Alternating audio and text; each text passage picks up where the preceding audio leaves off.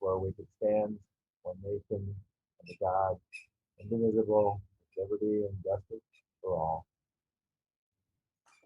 Okay, Linda, roll call.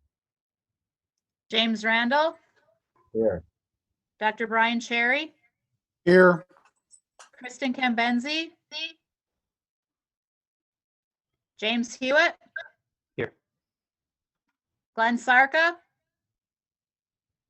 Up there, Kristen. Jennifer Klipp, Here. Jennifer Ray, Here. Kristen Cambenzi, Here. Okay, we're just missing Glenn. Okay.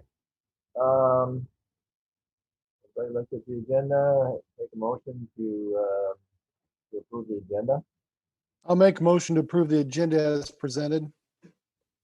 Support.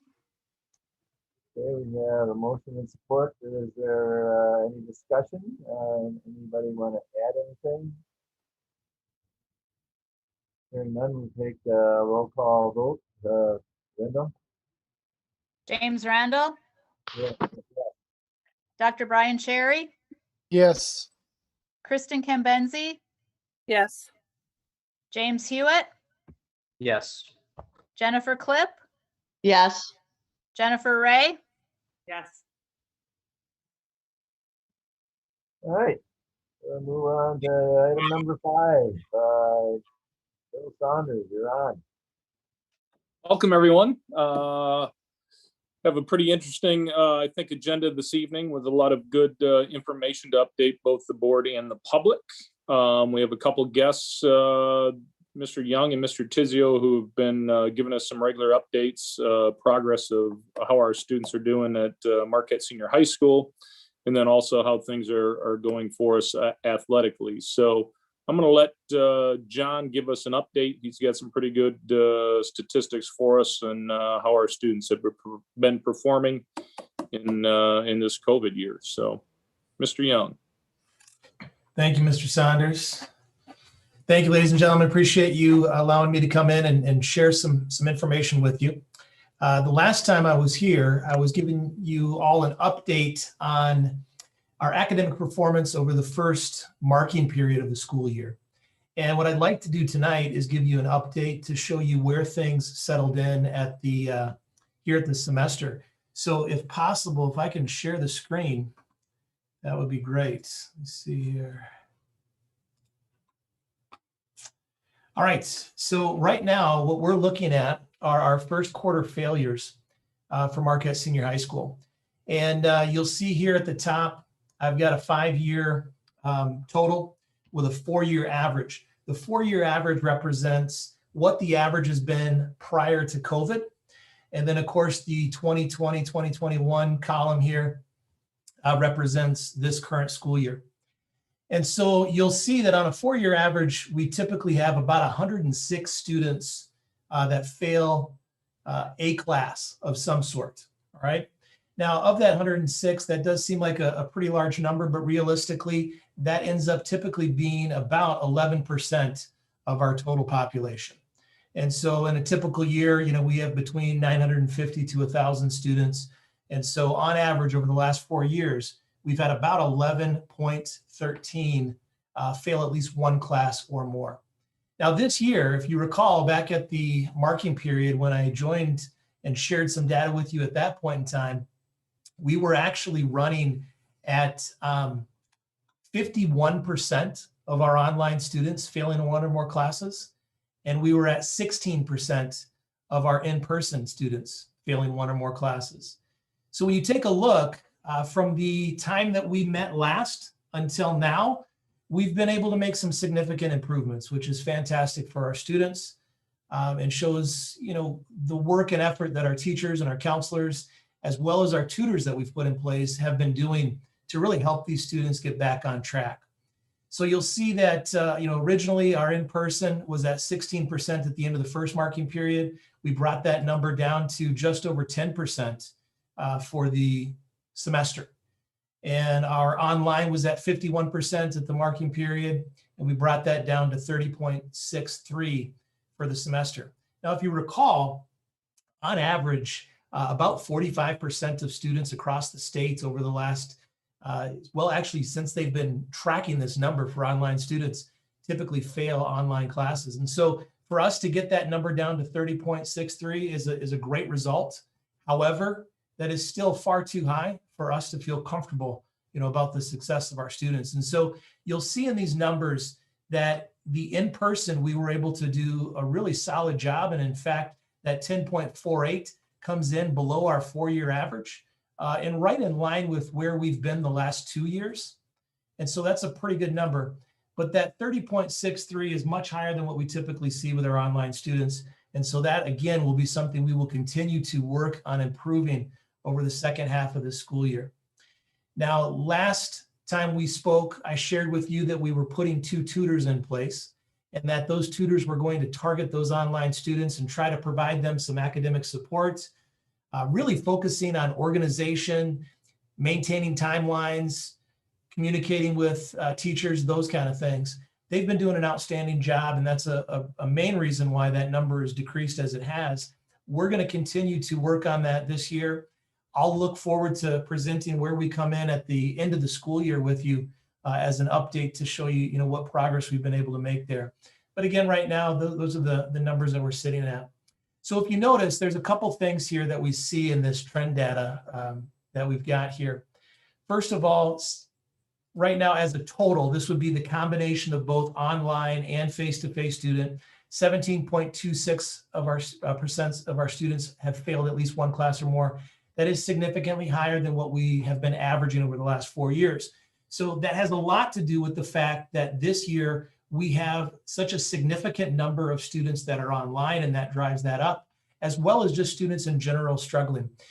You'll notice that as you look at the 2 or more, 3 or more, 4 or more, so on, all the way up to 7 or more, we have 7 classes in a normal day, that on average, these are at least about double from where we've been averaging over the last 4 years. And so we are seeing a significant impact by COVID and the environment in which kids are struggling with. And that's something that as we continue to progress, for example, on our next PD day, we're going to be talking about 8 basic things that all students need in order to be successful. And we're going to really focus in on what are some things that we can do over the course of this next semester to try to help alleviate and support those students a little bit better. So that's one update that I wanted to give you. Before I move on to the next item, any questions on the data that I've got here for you? Nice improvement. Mr. Young, Yes. this is Jennifer Clip. I do actually have 2 questions. Is there any way to track of those online students? Are you able to see like how many are engaging in online work and failing versus how many are just not engaging in the work at all? Yeah, so we've got a little more deep dive that we need to do in some of the numbers, but yes. So for example, if you look over here, I've got this portion of the spreadsheet hidden right now. I'll open that up here in a minute. Where the actual data is at, where we track how many failures there is. So for example, what we see as a trend is that those online students that are failing typically fail far more than 1. Those are our kids that are failing 4, 5, 6, 7 classes. And so we see that in most cases, this is a disengaged student. This is not an issue with curriculum. This is not an issue with understanding things. This is more to do with them not being engaged in the learning. And one of the unfortunate things that we've seen this year is that there are a significant number of students who have chosen to go online, really not for COVID, but just for the fact that they want to disengage, essentially. They want to disconnect. And so that's one of the things that we've really been focusing our attention on. And we've actually done a number of things with that. For example, our 2 tutors that we had hired and put in place, they've been given a list of students that are disengaged that they're reaching out to. If those students do not respond to that, we then go to the counselor. The counselor's working then. If they do not respond to that, then as an administrative team, we set up a meeting with that family, bring that family in. Most cases, that meeting is going to end up being a Zoom, something like what we're doing right now. But then having that conversation, what's the issue? Why are we not addressing the things we need to address? Where are the problems? Is it communication? Is it curriculum? Is it, what is the issue that we need to address? And so right now, that's where we've been at. We've had a conversation with a lot of families, a lot of students, a lot of families. I'd like to say that we're seeing some success. Unfortunately, what we see with a lot of those situations is that families say, given the circumstances, we're not comfortable coming back into the building right now. And we're doing our best to try to get our students to participate, but they just aren't. And so Yes. we've really just been trying to continue to push the envelope a little bit with that group. One more question, if I might, Mr. Yeah. Young. Are you having conversations with your faculty and staff in regards to both your online students and your in-person students about, mental health stuff? When you talk about such an increase, even for your in-person students, understanding that online data is driving that number up. Is there any tracking or conversations going on about an increase in anxiety and depression and some of the other barriers beyond just the academic, the characteristics that are required for academic success? Yeah. How is the mental health piece being addressed? So that's actually been a focus of ours even prior to COVID. The last 2 years, we've spent a lot of time working with our staff and our full team really about making connections with students, identifying issues with students, working with our counselors to address those issues. And this year, what we actually have is our counselors do have a regular list of students that they meet with just for that very reason. And so a lot of those, even though we're not able to do that in the face-to-face for some of those students, our counselors are still maintaining that either through the phone call, through the Zoom meeting, those kind of things, to be able to just continue to check in and touch base with students as much as possible. Now, that being said, we have talked as a staff right from the very beginning. At the start of the year, our focus was on being flexible, demonstrating grace and demonstrating gratitude. That was our theme really for this year. And really that goes back to what you're talking about with the social emotional learning of our students, understanding that we need to be flexible with grades, understand that we need to be flexible with, the time plan that we're dealing with. That grace is recognizing that at times we might need to adjust and make some changes to how we're doing things. And so we're trying to really do our best to ensure that. Now, that being said, the one thing that's true for everyone this year is we feel like we are constantly changing what we do.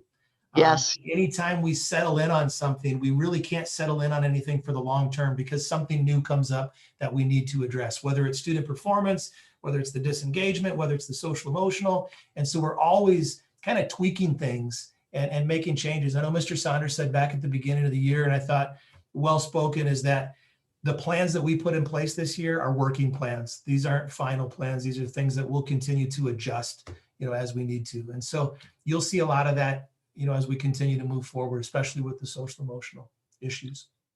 Thank you so much. You're welcome. So one of the things that I also wanted to share with you is Marisa and Marquette Area Public Schools, as well as a number of other school districts in our area, were fortunate enough to partner with Graduation Alliance as part of the Engage Michigan project. So the state of Michigan identified that with the number of online students, there is a dramatic number of students that are disengaged. It is not unique for us to talk about the number of failures that we're seeing. In fact, you would see that the number of failures we're seeing, especially with our online students, are significantly lower than the rest of the state right now. And so the states recognize that engagement is a problem right now during COVID, and they put together a grant opportunity in partnership with Graduation Alliance to help reach out to those students. And so I shared a little bit about that at the last time that we were together. I wanted to give you an update on that. So let me pull up some data here real quick. This is the dashboard that Graduation Alliance shares with us. And you'll see that right now we have 334 students, grades K through 12. The data I'm going to share with you right now is more than just the high school. So this would be elementary students on up through grades 12. We have 334 students who have been identified as needing some additional support. And so we've reached out and we've shared those names and contact information with Graduation Alliance, and they're making those contacts. And so you see right now, they've been able to contact 122 of those students and families. They're still attempting to contact another 212 of those. Some of this data will begin to be populated as we get a little further along. But I thought one of the interesting things to note, they've already made 1,481 calls to reach out to these families. One of the things in working with Graduation Alliance that they mentioned, is they do not give up contacting a family until they've attempted for 2 months without success. And so they will contact by phone, they will text, they will email, and they will do letters. We've already sent out a letter to all these families informing them about this, and now Graduation Alliance is working on making the connections. So you'll see here that of the students that they've made connections with, the 122, 76 have agreed to be part of this program. 46 have declined the program. One of the requirements that Graduation Alliance has is that the family has to agree to be part of this. And so you see that right now, 37.7% of our families have said they don't want to be part of that. Thankfully, those 62% have said, yes, they do want to be part of that. So as you continue down, there's a little more data here in this dashboard. You see that of the 76 students, 12 are receiving level 1, 26 are receiving level 2, and then 38 are receiving level 3. What that is Graduation Alliance reaches out to families on 3 levels. Level 1 is where they're basically just trying to make connections with the families. And usually this is a student who doesn't have too many struggles. They're probably doing okay. They just need a push in the right direction. Level 2 is a little bit more severe of a situation than level 3 is students that are disengaged, that are failing, multiple classes, that sort of student. So you see here the numbers of the overall that are participating in that. And then below that, it breaks it out by grades K through 5. So we see 32 students currently in the program. 23 are receiving level 3 services. By the way that Graduation Alliance explains level 3 services is not only do they have a person who's coaching, but they'll also do some tutoring and other interventions to help support that student. And so that's what level 3 looks like, where level 1 might just simply be the coaching and contact with the family, just to give you an idea. Grades 6 through 8 right now, 16 students have opted into that program, and you see here the levels that are participating there. And then grades 9 through 11, you'll notice they separate out grade 12, and I'll get to that in a moment. But 9 through 11, 24 students currently participating in that. And then 12th grade, 4 students. Now, the reason why Graduation Alliance separates out the 12th grade is because that's really the focus of their organization. They're about getting kids to graduate. And so they like to focus in and identify those most at-need students, which are our 12th grade students, because the 12th grade students have a ticking clock. They've got a semester right now to get everything in place. So not only do we have that, but the other thing that I would share with you about this is that our own tutors are right now currently working with all students that are off track for graduation in order to get them back on track prior to the end of this school year. So another thing that I wanted to share with you on this one is if you look here at the student barriers, these are questions that Graduation Alliance asks of all students when they enter into the program. And so you'll see here that the level I'm looking at right now is grades 6 through 12 data. But you see they ask questions like, do you have classes where your grade is below a C? 100% said yes. We expect to see that because they were struggling. That's why they were put on the list. Do you find your current courses difficult? Almost 92% said yes. Makes sense. Again, they're struggling. Here's an important one though for us, especially given the fact that many of these students are online, and also with COVID, we're having to do much more online learning. Do you have access to a computer? 100% said yes. That should be the case with us being a one-to-one district. But then also, do you see internet or do you have internet access? We've got 100% of our families answered yes, they have internet access. That's a great thing for us because what that tells us is access is not a problem with our struggling students. Now, if we saw that number at 50%, we might be having a conversation about we need to do something in order to get internet access to these families. But when we see that 100%, we know that's not the issue. The issue really is the engagement and other things. So here, do you know how to contact your teacher? 100% said yes. Interesting one. Do you have career or educational plans after graduation? 83% of our struggling students that are in this program right now said no, they do not. And so one of the things that Graduation Alliance focuses on is that why. Why is education important? Why is what we're doing important to you? And that gets into the what are you doing after graduation conversation. And so again, I won't go through all the data here because there's a lot to really cover, but you can get a really good idea of where things are at. This is a great one. Do you currently have adults checking in on your progress? Almost 92% said yes, which is fabulous because that's exactly what our counselors and tutors are doing right now. They're making connections with those kids. So we're seeing the payoffs of that. Other commitments outside of school, I think that's an important one when we talk about students at the high school level. We see that the majority of them don't. So there aren't other commitments that are causing the problem. Again, just a few things I wanted to share. I know I threw a lot of data at you, but I'll just take a moment now and open it up for any questions that you might have about the Graduation Alliance program. For you in the way of, you said that you started with the Guidance Alliance back in, was this January? It's been going on a couple months. There wasn't a date. So, yeah, Graduation Alliance came into place right around January, right around that semester mark. And now it's been about 3 weeks since they initially pushed out to families. And the data that we're looking at right now is actually current up to Friday of last week. So every Friday they update this dashboard so that we can get more up-to-date information. Now, at this point in time, the information is not specific to students. When we get a little further in, they'll actually share specific student information with us so we can drill down even further and know which kids are participating, which ones are not. And again, just another piece of information to help us figure out what are the kids we need to target and address ourselves. And are they responding? And I mean, obviously you're asking a multitude of questions, but what is their feeling that why they're struggling? I mean, obviously there's the mental health and that issue, but is there any pattern of why they're struggling when they're online? Yeah, at this point in time, they've shared nothing with us that says specifically why. But some of that will end up coming out once our tutors, the Graduation Alliance tutors and coaches are working a little bit closer with the kids and they start to identify themselves. Is this an academic issue? Is this an engagement issue? And they'll be able to provide some of that feedback with us once they've worked a little closer with those students. Thank you. Mr. Young, one more question about Graduation Alliance. It's Jen Clip Yeah. again. Do you have any idea why there's still such a high percentage in the mid-30s that have declined the support services from Graduation Alliance? Yeah, we don't get an answer as to why they decline. The family just simply has to say that they decline. However, one of the things that we know to be true is usually our students that are at the greatest needs also don't have the best situations in which they're currently living. And so, sometimes it unfortunately follows that correlation where those most struggling students are also going to be those students that most often are going to be disconnected, those students that most often might have other issues outside of school, whether that's family and other things that really prevent them from, or not prevent them, but raise issues that become extra barriers for their success. And so we do see a correlation there with that. Sure. Okay. Thank Yeah. you so much. Yep, you're welcome.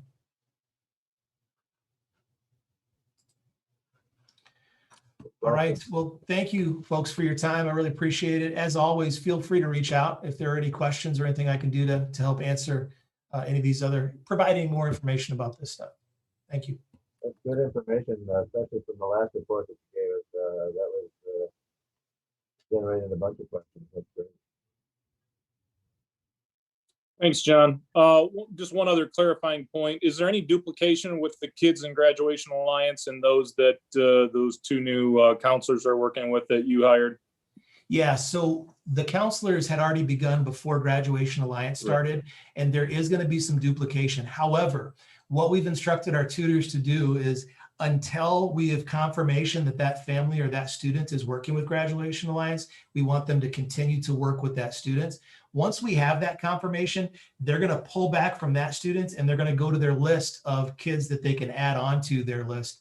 Some of those kids that maybe don't have quite as deep of a struggle, but still are struggling. Perfect. Nice update. Thanks, John. Appreciate it. Anybody else have any other questions for John? Thanks, John.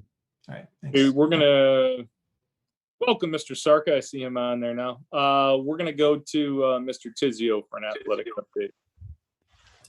All right, thank you, Mr. Saunders, and great to be here providing an update on this very crazy and unique winter sports season and how it's playing into the rest of our academic year. But pleased to have all of our winter sports, including our contact sports, up and running here now. This week is actually our third with those sports with the full gamut of our winter athletics programs competing in moving through their schedules. But a quick overview as to what exactly the duration of this winter sports season actually looks like. And so typically our winter sports season's roughly 3 months long. And with the consolidation between the February 8th date that we started for our winter contact sports and in our postseason dates, we're dealing with about 6 weeks of actual scheduling time. And during that time, we're taking about roughly 2/3 of the number of contests that we typically see in any one given sport and cramming them into about 1/3 of the calendar. So this is going to be a very busy 6-week period. Definitely some challenges with scheduling, but at the same time, making sure that nothing that we're doing on the athletic side of things is jeopardizing the academic goals of the high school for any of our student athletes that we have participating. So always looking at minimizing missed class time. And another challenge that we found this winter is just the shortage of ethics officials that we have within the area. And so as you can imagine with basketball, wrestling, hockey, really swimming and diving, gymnastics, across all of our winter sports, we have an extreme shortage of athletics officials. And, fortunately, getting out in front of things as best that I could, we had very, very few conflicts where it was difficult to find officials. But at the same time, when every school in the UP is trying to schedule and do the same thing during the same calendar, provides some pretty substantial challenges. But doing the best that we can to recruit some new officials. Fortunately, we found some district employees that were able to step up and take care of some basketball games for us. And so that was a great thing to have, and something that we're pleased to see. So we have a February 8th date for where basketball and hockey were able to start competition. It was February 12th for wrestling. And then some of our non-contact winter sports, swimming and gymnastics, got started in late January. And we also had a New Year start time and an on-time start time for our alpine and Nordic skiing teams. And so when it comes down to postseason dates, we actually had our alpine ski teams wrap up their season today down at Nubs Knob, where our girls team came away with a runner-up finish, finishing in second by just 4 points. So a nice finish for them, and some strong performances by our 3 individual qualifiers on the boys' side.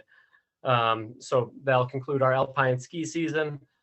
We have a March 13th date set for our UP swim and dive finals that we'll again host at Marquette Senior High. A March 15th start of the postseason calendar for both wrestling and hockey, March 20th for gymnastics, and March 22nd for both boys and girls basketball.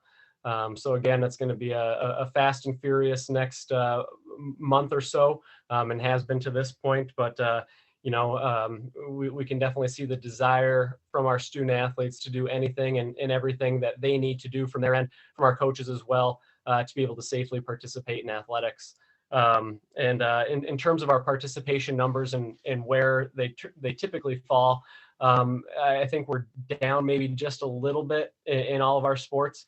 Obviously some families with health related concerns and have elected to hold out their student from participating this year. But it's a pretty small dip at that, even within the sport of wrestling, where I think I anticipated the largest dip to come. It's been pretty minimal, and we've still been able to fill out a full weight class roster for us each and every meet. And speaking of wrestling's the only winter sport that's taking part in the MDHHS's rapid testing program that they've set up for us. And what that does is that requires our wrestling student athletes to participate or to undergo a rapid test within 24 hours of the upcoming competition date. And so tomorrow, knowing that we have a meet coming up on Wednesday, the team will be undergoing their 4th, I believe, rapid test. And so far it's been a 100% negative result that we've seen, and very much attributing to the idea that the virus really isn't being spread through active participation in high school athletics. that coincides with the information that the MHSAA recently put out. So, aside from that, I think that everything's been going very well with what our student athletes have seen from their experience. I think everybody's just very excited and happy to be back out there and participating in the athletics programs that they love to participate in. From a spectator standpoint, and I know that's an area where we do get some questions as to what we've been allowing and what that's based off of. Right now, for the sport of swimming and diving, that's the only sport where we do have no spectators in attendance other than our meet operational staff, as well as our student athletes and coaches that are participating in the event.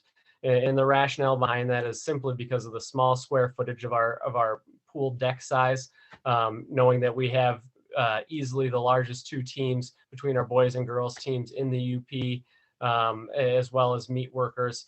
And so, I think right now we're just between keeping our active participants down on the pool deck, allowing some of our non-participants or those that have already concluded their participation for the day to shift up to our upper deck and trying to space folks out as best we can.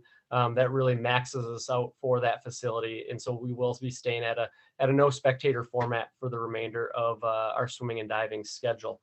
Aside from that, we've been at a 2 guest per participant format for the rest of our winter sports.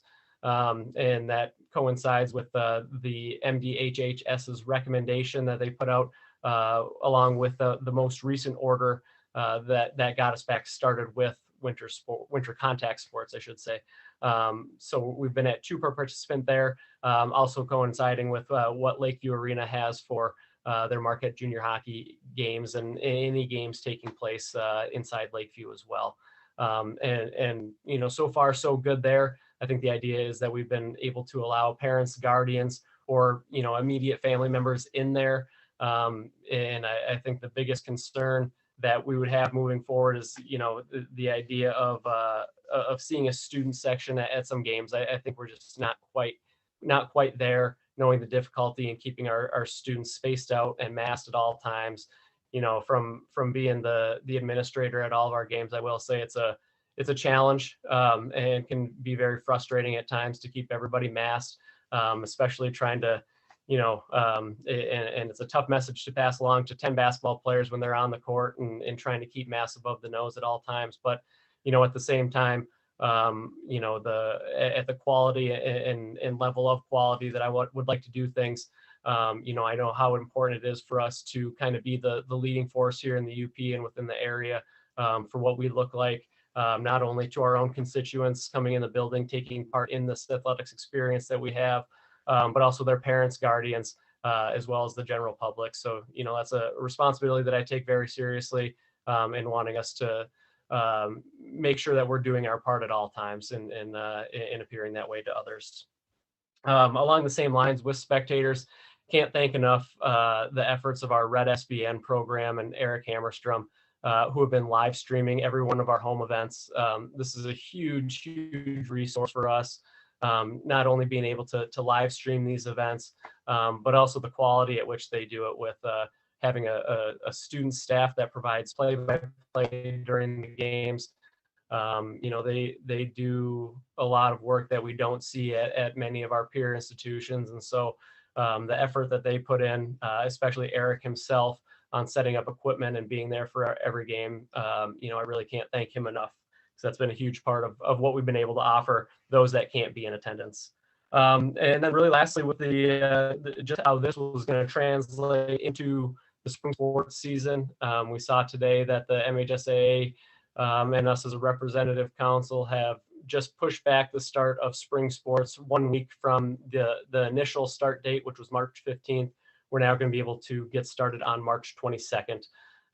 Even with that initial plan date of March 15th, we're going to see a tremendous amount of overlap between winter sports teams trying to finish up and then spring sports teams trying to get started. And so this 1 week delay actually won't hinder any of our programs, many of which we're actually going to be pushing back their tryout dates 1 week anyway, to better allow those winter sports teams to wrap up before we get started with those seasons. And so those tryouts will carry us right into spring break. Then we'll hit the ground running with competitions once we, hopefully, weather permitting, of course, once we get back from spring break. So that concludes my update. Happy to answer any questions that anybody has. Thanks, Alex. Good job. Very complete update. Thank you. Anybody else? Thanks, Alex. Appreciate it. Nice Alex. job. Thanks, everybody. Okay, transportation update. Try to go quick. I know you guys have a few updates in a row here.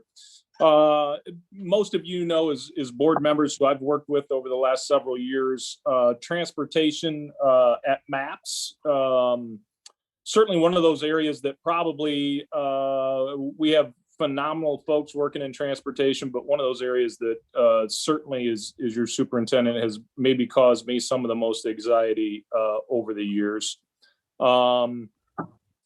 Really hard to come up with specific programs, software, things that we can do to improve transportation. It's always a goal. I just had a complaint on transportation within the last week. We're so dependent on buses arriving on time, right? So kids aren't sitting out in the cold, and we're really dependent on just kind of a word of mouth of drivers recognizing who's on their buses, who's not on their buses. As you're aware, we just had a pretty serious accident about a week ago. Thankfully, we didn't have any students on that bus. My fear is always, if we had students on the bus, would we know who those students are, and would we be able to contact families in a really short order? And so, when Jim Yates started as transportation supervisor beginning of this year, I really tasked him with, hey, we really need to find some ways to update the transparency that we have with parents, and to also find a way to be a little safer and a little bit more secure. And Jim did a phenomenal job of doing some research on a lot of different companies. And what he came to me with within the last week was a program by Synovia. And the program is really for our parents who would log in. It's called Here Comes the Bus. And what Synovia would do is outfit each of our buses with GPS tracking. They would also outfit each of our buses GPS system, hardware, software, and barcode readers for student scanning. So every time a student would get on the bus with their student ID, they would be able to scan themselves in, so we would know then who the students are. Parents would be able to track that bus wherever it is through a web-based platform, so they could see the bus. Hey, the bus is 2 minutes out from our bus stop. The bus is 10 minutes out from our bus stop. So we have the intention to pilot this this spring. And if all goes well, then I would come back to the board and look to make a purchase. It's not inexpensive. I think for the safety and security and the transparency that it would provide our parents and the number of folks that ride the bus, probably well worth the investment. So they actually, through that program, are going to pay for the Verizon connections, the student barcode scanners, all the equipment that would be on the bus. First year is $3,600 to MAPS. It essentially is about 3 times that amount in each of the preceding years, goes up to about $10,800 years 2, 3, 4, and 5 per year. And that encompasses essentially about all 20 of our buses to be outfitted with that technology. So that's one piece that I look to bring to you guys to give you an update. I think that will, from a customer service standpoint, for parents to know where the bus is, what the route looks like, and for us to be able to track student ridership will be huge moving into the future. So Yeah, because what is our total budget for transportation is what? we're well over $1 million a year. So it's very insignificant compared to the overall cost of our busing. And yeah, we've had some issues with this in the past. I think this is a good idea. Yeah, Yeah, and then when it'll automatically track who those students are in the bus, so we can send out an immediate text, an immediate email to those students that are barcoded in on that bus if something were to happen. And it essentially avoids any lost students as long as our students are barcoding in. But I think if we put it on a student ID pass, the same barcode that they could use for a lunch service or other things, give that that pass a little bit more weight to make it worthwhile for students to carry. For our elementary students, we already attach a little tag on their backpack anyway, so it would serve the same purpose. So, are there any insurance savings possible by having this this system? There could be some navigation, some transportation savings, absolutely, going through that process, especially when we log in and it'll tell you which students are on the bus then and what stops I have to make. So potentially, you know, I don't have to stop every place when the driver now knows that the student at a certain bus, a certain stop necessarily isn't on, and they don't have to stop at that location. And the software is secure so that only parents could track where the kids are. We won't have an issue that some unwanted person will know when a kid's getting on or off the bus. I would assume, again, I don't know that yet until we actually pilot that, see how that works. I would assume each of the parents get a code for that, but we'll certainly look into that as we pilot that this spring. Okay. Yeah, I can see that as being a major issue, you know, when we get hold of that. Could be interesting. The only aspect to that software program that it doesn't do for us is really bring any innovation on the routing side. We currently use Polyplot as our routing software, which is very inexpensive. Polyplot costs us about $1,200 a year for our routing software. Polyplot comes out of the Metro Detroit area, and it was kind of designed to route 100% of your students, because in the areas where it was used, what I was told in a conversation with some of the folks from Polyplot was about 95-96% of the students ride the bus in that area. In Marquette, a little bit more rural, you know, we only see about 30% of our students that actually ride the bus. So consequently, either you're routing 100% of the students and now making a whole lot of changes, dropping a lot of kids who aren't being routed, or we've tried through the last couple of years with some Google Sheets to get parents to declare and try to route that way by the individual student. And for our transportation folks, they've said that hasn't been a whole lot easier for them either. They're both big headaches as far as the routing goes. So they did a lot of research into routing software to find something that would be a little bit more customer friendly. Again, we're talking about our transportation directors that are doing this work. And we really can't find a solution for that at this point. So this would still be paired with the Polyplot at this point in time, but we'll continue to look for those solutions as well. The other quick, If there are any sort of advantages, cost advantages to insurance when you're doing a program like this? Not that I'm aware of.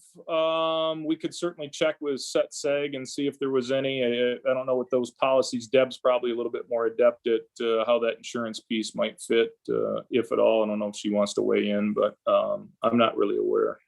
I was looking at like the safety features of how the bus is driven, and then report cards, and a lot of times that there can be some kind of, you know, insurance savings. That's worth checking on. We can check on that. I do know this, that most of our insurance rates are developed through the modification factors that we go through. And this has never been a modification factor that comes up. We have a pretty good insurance policy through SETSEG, and it is pooled across the state of Michigan. So it's not as sensitive to specific indicators and factors that go into creating your policy premium. But we'll ask. The second part of the transportation update that I wanted to provide you today was something that we'll share in the upcoming appropriations and executive committee meetings as we approach the March budget amendment. And that's really just the health of our bus fleet. So we share that spreadsheet yearly. John started that for us a couple of years ago, did a great job of putting that together. We continue to update. The reason I bring that to you today is we just had our Michigan State Police inspections, and we did have 2 buses that were red tagged that failed our inspection. We knew coming into this year, we had bought 2 brand new buses last year. Of course, one of those buses now could be totaled. So we're out a brand new bus at the moment. We'll see what happens with that from an insurance standpoint. But we knew last year that we had one other bus for sure that was starting to get on shaky ground.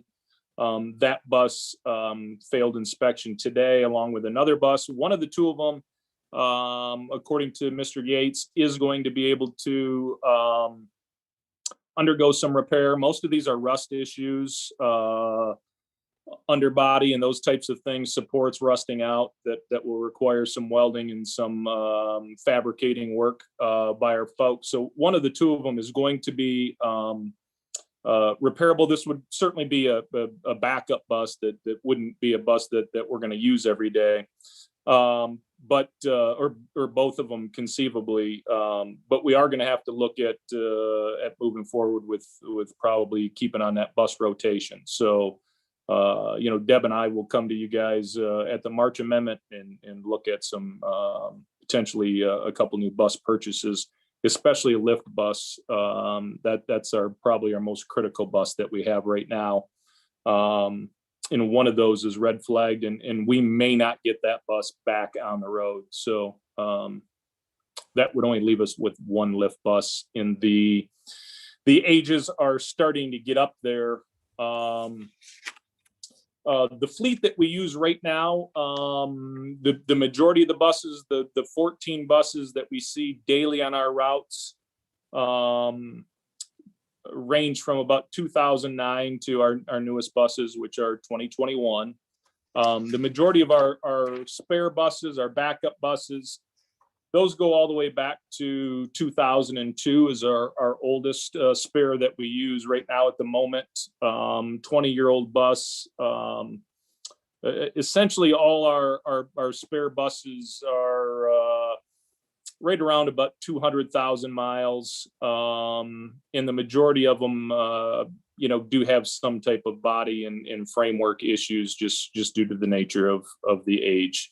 A couple of them have some engine issues as well. So I'll share that a little bit more in depth as we head into our March budget amendment. Any questions, transportation?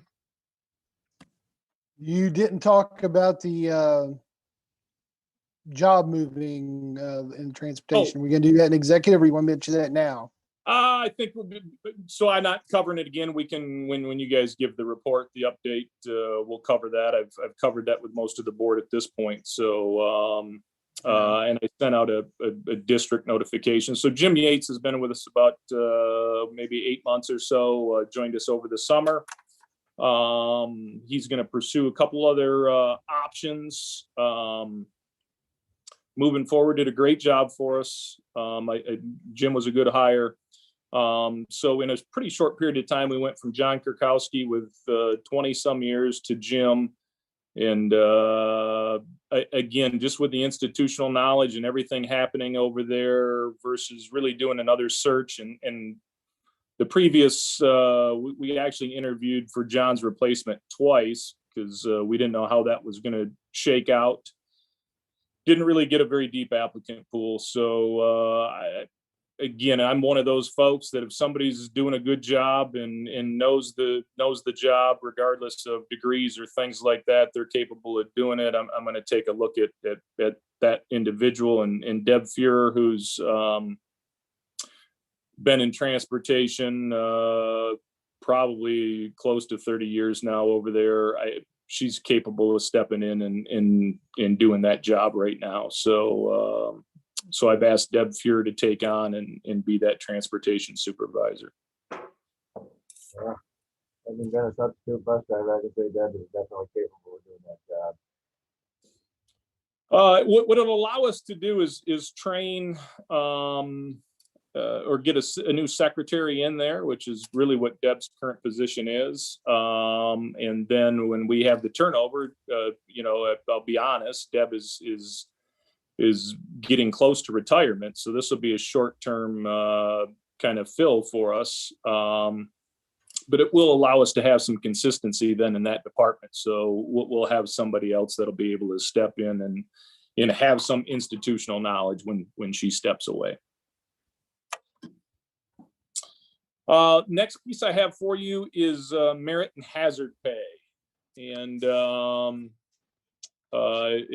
we all know, I think I've at every possible turn commended our staff, our teachers, our custodians, our secretaries for doing an outstanding job in making this year happen. We get a lot of positive feedback from the community. Every now and again, we do deal with some of the negative, but I think overall, considering the circumstances, our staff, our folks have risen to the level to do what we can in the best interest of students. Some people would like a little bit more. I get emails and requests all the time of, hey, can you just back off a little bit? Especially as Jen was talking about social emotional and some other things. It's really tough right now where that line is as we approach education with families. We're trying to navigate the best we possibly can, but our folks have really given a lot in this last year, coming to work every day, I think risking their own health and safety and some other things to see to it that we have face-to-face education.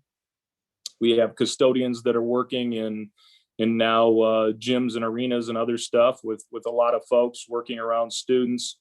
Up until recently, where we were able to get vaccinated, I think there were still a lot of health safety concerns for a lot of the adults. Meanwhile, through this whole process, folks like food service continue to feed those people in the community. Our students, when we weren't in school throughout the summer, our bus drivers continue to transport students and do the best job that they possibly can. So, last summer when we negotiated contracts and we looked at wages and increases, I think we were as fair as we could possibly be. But there was that dark cloud that hung over all of us. There was that fear that potentially we were going to lose up to $2,500 per pupil. And so I think as we went into this year, and knowing the sacrifices folks made, if there was at any point in time things turned around a little bit, be nice if we could show a little bit back to our employees. And so I come to you today, two things. One that we always address every November that I kind of put off just to see where we were going to be financially, and that's our merit pay. That's something we always go back to the year before, right? So merit pay in 2021 is really reflective of merit pay from 1920. 1920 was a shortened year. We called off school about March 13th. And we didn't end up evaluating the majority of our folks last year from a merit standpoint. Typically, I would come to you in November and say, this is what we want to do for our highly effective teachers. This is what we want to do with our effective teachers. But because we didn't actually evaluate anybody other than our probationary teachers, I kind of look at the merit piece and say, it's probably not as major of a piece as what it would be in a typical year, because we really don't have those ratings to go by. So everybody's essentially the same from 1920. But what we do have is a pretty positive outlook as far as our budget. because again, we did budget for some serious decreases in our foundation allowance. Those didn't happen. I think we managed our COVID money wisely for PPE and for cleaning supplies and for those types of things. We're also able to use that for the online learning stipends for our teachers. So that piece really didn't hit our general fund expenditures. So I come to you tonight and ask the board to consider some hazard pay for not just our teachers, but our entire organization for the 2021 school year. So I know that's going to come up a little later on the agenda, but if there's questions, I can take those now, or I can certainly address those a little bit later when that comes up as an agenda item. Hearing none, I'll move on. I got one other piece that I'm just I'll go kind of quick. We always have our extended COVID-19 learning plan reconfirmation, sharing the data that we keep monthly on our spreadsheets. Just some quick data here, and this is really how many students do we have on the 3 different platforms. We continue to do the 3 platforms. Obviously, we could change those at any point in time, but I feel like we kind of have that commitment going right now. We don't have vaccinations for students or anything at this point. I think it's still in the best interest of families to make whatever decision they need to keep themselves safe. And so having a virtual platform, having a hybrid platform, although we've discouraged the hybrid option moving forward for any new families, and it's certainly our face-to-face. So Marquette Senior High School, from last month to this month, they had 586 face-to-face learners. They're up to 591 face-to-face learners. About 99% are hitting the 2-way communication. So obviously we have a handful of face-to-face students that seem to be disengaged at this point, or have had a number of absences, and we haven't been able to make 2-way communications with per week. Total number of online students at Marquette Senior High School, 172. That's actually down 13 from last month. So last month, when I reported these numbers, they had 185 online students. So down 13. From the peak, it's actually, they were at 191. So down about 20 total.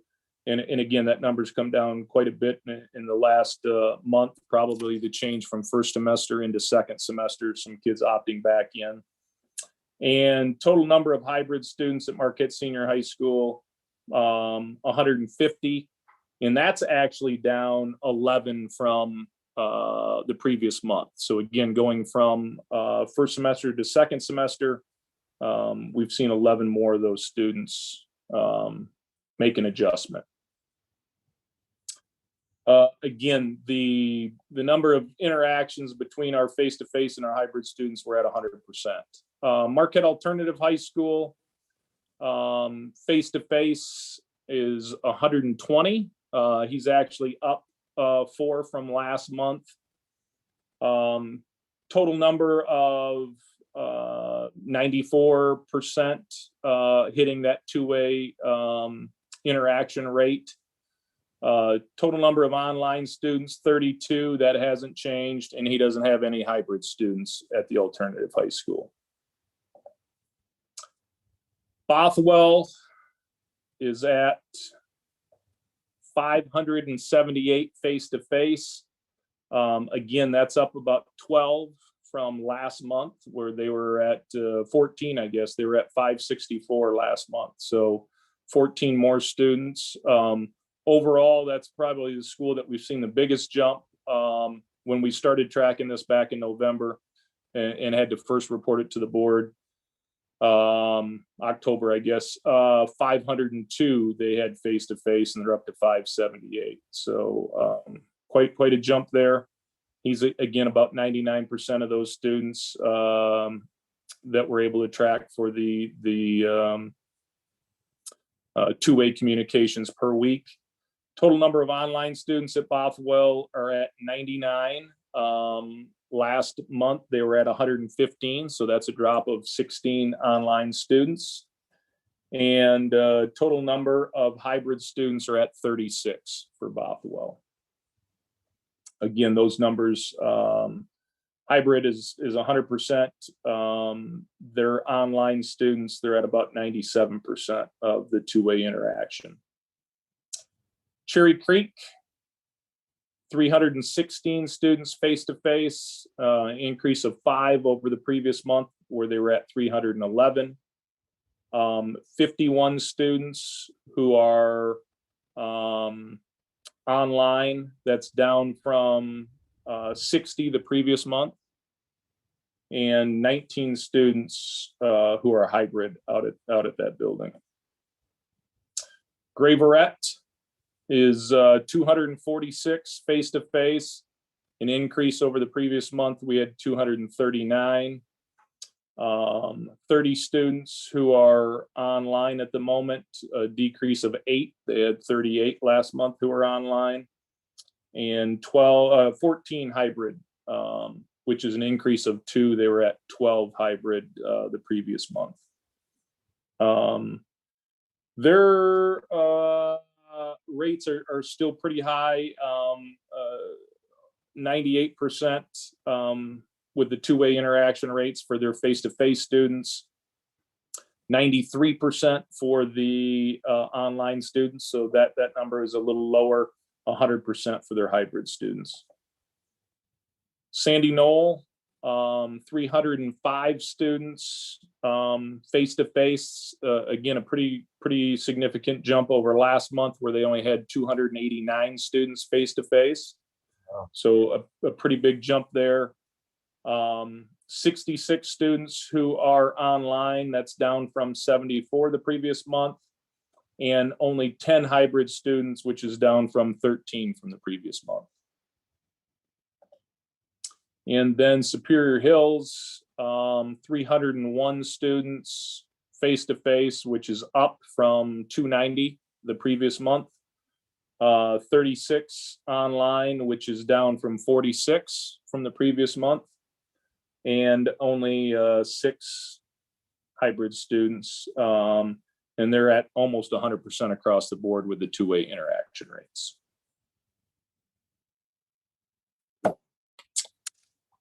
That's all I have for you tonight, Mr. Randall. Thank you, Mr. Saunders. Nice to know that a lot more students are going back to face-to-face. I think that's good for them. It is. Okay, go ahead. Go ahead. I was just going to say we also have to keep in mind that does increase the face-to-face class sizes. That doesn't, certainly causes a little bit more difficulty for us on the social distancing and those types of things that we try to create each of those classrooms. So just to be transparent about that. So it is good, but still a better education. Yeah. Okay, Linda, is there anybody in the queue for comments from the public?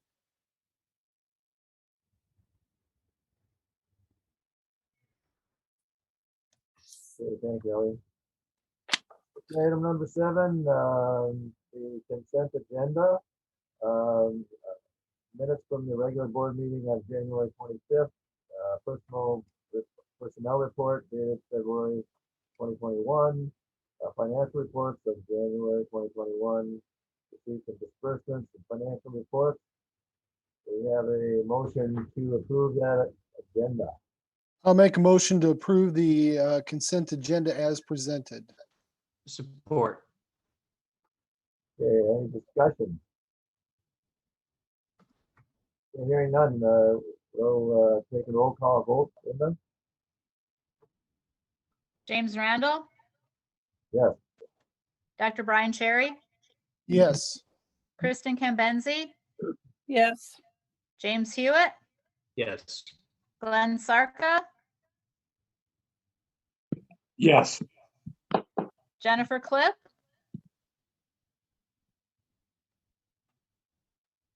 Yes. Jennifer Ray,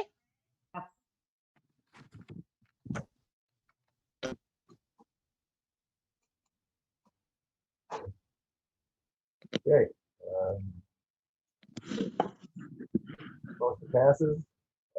Item number 8, board committee reports, with the executive committee. Dr. Carey.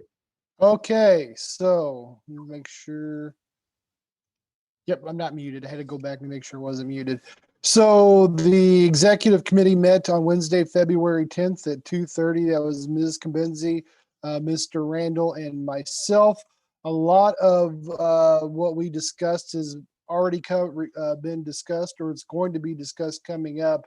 We talked about the employee stipends, MSAB elections, and the staffing restructuring positions. The only thing that wasn't really discussed in this part so far, what we picked up next is some restructuring to take care of the increase in the 504 positions. And I didn't know if Mr. Saunders wanted to update us on that since the executive committee meeting. Just we have those positions posted. Again, always looking at ways to improve. Taking a look at trying to relieve some of the clerical and the paperwork and some of the things that go with 504 reporting on our guidance counselors to have that be a little bit more uniform.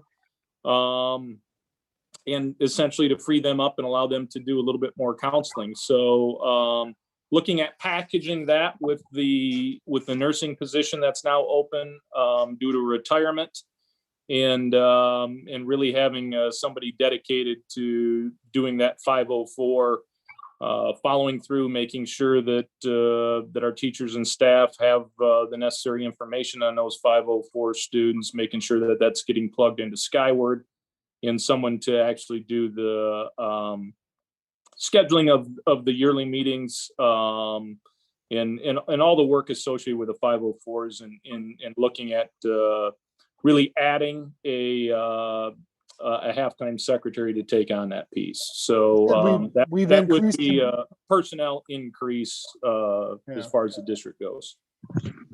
But we've seen about a 200 student increase in those 504s is what you were saying. So it's probably a needed. We have about 200 students, district wide right now. Okay. With 504. Yep. All right. And that was about it for us. We were done at 3 o'clock. So everything else is kind of being covered in the meeting. Thank you, Dr. Carey. Appropriations Committee. Yeah, so we met last Tuesday, February 16th at 11:30. Myself, Dr. Cherry, and Jen Ray. And our topic, same thing. It was kind of a short and basic meeting that revolved around the hazard pay, the staffing restructuring positions, and then we had the first meeting for 2021-2022 budget timeline, basically, that Ms. Berry presented to us as we go through each year in appropriations. Other than that, I believe that was it, unless I'm forgetting something. Anyone can weigh in on. Thank you, Mr. Garrett. Item number 9, new business. Consider the adoption of the 21-22 school choice resolution.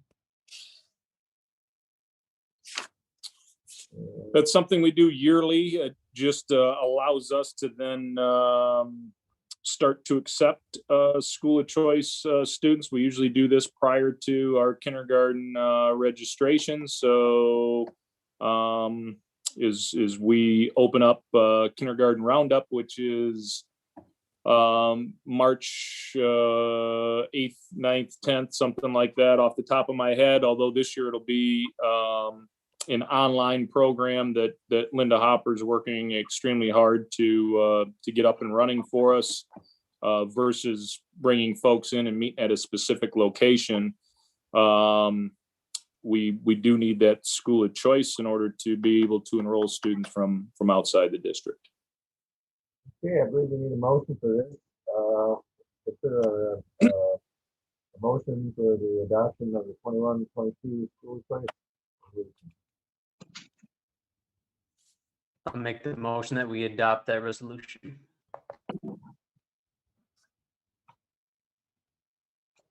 Have a second. Support. Okay, having a motion and support, any discussion? Hearing none, we'll take a roll call vote. Linda? James Randall, Yes. Dr. Brian Cherry, Yes. Kristen Kembenzi, Yes. James Hewitt, Yes. Glenn Sarka, Yes. Jennifer Clip, Yes.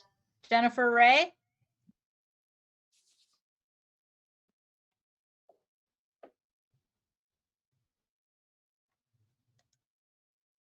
You hear from Jen Ray? I think she's Jennifer Ray? yes. I don't know if your Oh. volume might be down. I can see you're talking, but You're not muted, but we can't hear you. You hear me? Yes. There you go. Maybe I'm Okay. Motion passes. Item B, consider vote for Region 1 MASD Board of Directors. This only comes around, the seat is available every like 3 years, so we don't do this very often. I put input a while ago from Marisa and Matt, and we have two candidates. You guys, if you looked at any of it, I just wanted to have some discussion on it before we. I think we should just say that we'll vote as a board. We don't have to necessarily just have to agree on which candidate that we're going to support. If everybody's had a chance to review it, my personal opinion, Brad Baltenberger has been on for a while apparently. His bio didn't say anything about his background or anything. I don't know anything about that.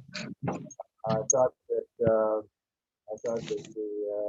that Van Gass did a nice job of her bio, and her credentials as an educator seem to be very good. So anyway, it's my opinion. I would think that she would be one that might be a good one to vote for.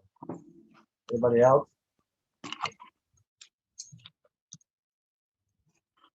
Anybody else want to weigh in on what they think? So are we gonna make a motion to support one over the other? Yeah. Okay. Yeah, I'll make a motion, then we can get to more discussion if people have other questions, but I'll make a motion to support Mrs. Van Gass. Okay. Any support? Support. Any motion and support? So any further discussion? I liked her bio relative to, the information we've been given. I've never met either of them, so it's really hard to be voting this way, but I was very impressed with her bio and her passion for, obviously having been a teacher, but also continuing what she's done. That's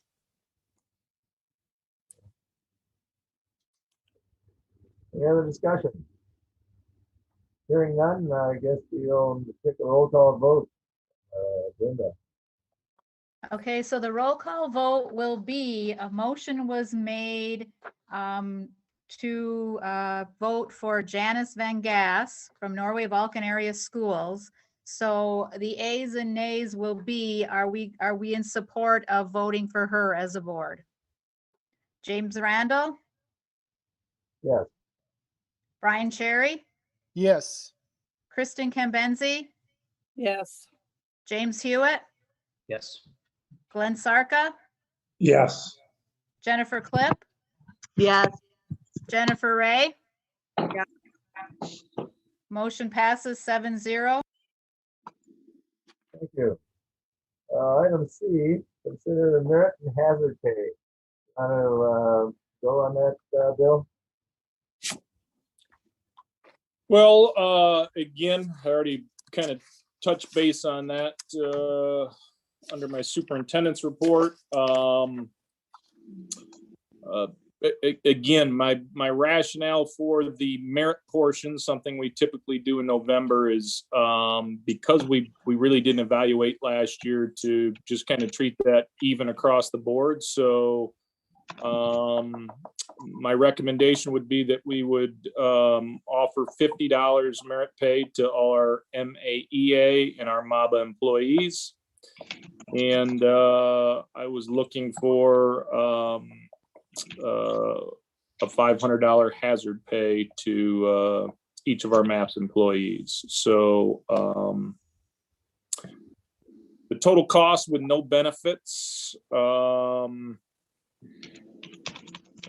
rises to about $204,000 with benefits. It brings the total to about $276,388.71. So the total for each person is $550? Or total, or 500 total?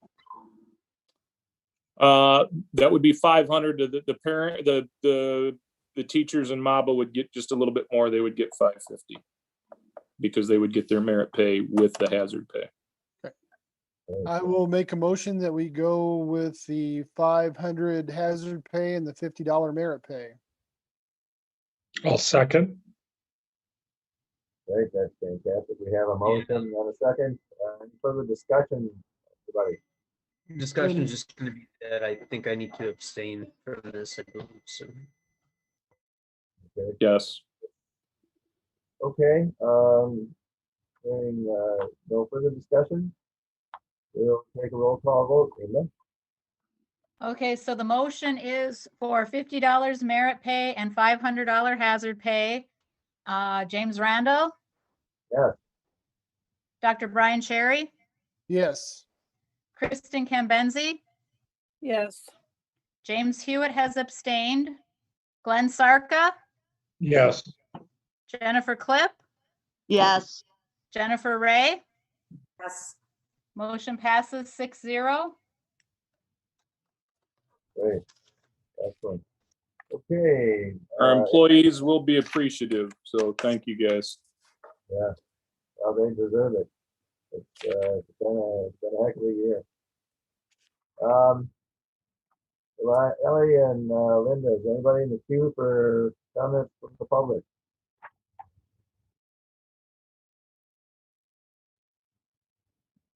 Okay, item number 11, board member comments.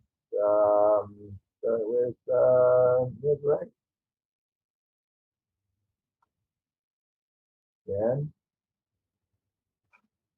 You're muted. Oh, sorry. I Any didn't. comment? No. Sorry, I wasn't raising my. Sorry, I didn't hear what you had said. You were muffled. I'm sorry. Board member comments. Just yes, that I think it's great that we're acknowledging in the teachers and all that they've done, and it's been a crazy year, and to come to a place where we can, give a monetary acknowledgement of this past year, I think is really amazing. And I also think that it's great that they've gotten vaccinated if they've chosen to and have had that option. Our community has done a phenomenal job in the numbers that they are doing. I am hopeful, hesitantly hopeful for how things are looking, numbers wise, as I follow them for work, but also for our schools, and then for getting these kids back into some kind of, with athletics as well as with academics, just some kind of a steadier pattern for their routines and their lives. So I feel really good about, that decision on the merit piece in particular. Thanks for doing that, Bill. Okay, Dr. Fury. No comments. Okay, Ms. Benzie. No comment. Mrs. Flip. Just a thank you to Mr. Young and Mr. Tizio for providing a fuller picture of what's going on, boots on the ground. It looks like kids getting back into the classroom for face-to-face is on a positive trend. And I look forward to hearing more data about anything else we can do to make sure we're serving all the kids, and super excited for the student athletes, and super excited for the faculty and the staff that things are moving along in a positive direction, and glad that we move forward on the merit and hazard pay. Mr. Hewitt. Yeah, just continued thanks to all MAPS employees. Appreciate it. Okay, Mr. Sarka. I first want to say that a dog ate my agenda. I apologize for being late. There's something came up that I unfortunately wasn't able to join at the time. $500 and the $50 is certainly a positive thing. It really, doesn't capture how much we appreciate our teachers and staff and bus drivers and janitors and everybody that's worked so hard. We're going to hit a point here where this is all going to be in our rear view mirror, and hopefully we'll look back and appreciate everything we had, before the crisis and everything, and certainly be able to, look at other issues. But a lot of sacrifice by a lot of people, a lot of hard work by a lot of people should be recognized, and hopefully we'll continue to do that. Thank you. Thank you, Mr. Sarka. Okay, item 12, Board President comments. I echo a lot of the comments. Alex, Tizio, thank you so much for that information. I'm glad for the kids that are participating. I know it's been tough. And also to Mr. Young for really, it's really great improvements over the last time that we heard. I think that's just really says a lot for what we're doing to improve the ones that are lagging behind and really struggling. So many kids are struggling. The teachers are really doing a heck of a job. They continue to do amazing work. And being able to give them the money is again, it seems like it pales in comparison to the amount of work that they do, but it's something that we can do, and I'm really glad we could do it. That's all I have. So item 13, announcements and other meetings. March 22nd, 2021 will be a regular board meeting electronically again, 5:30. I'll take a motion to adjourn. So moved. Support. Having motion support. Everybody in favor? Aye. Aye. Aye. Aye. All right. Thanks, everybody. Aye. Thank you.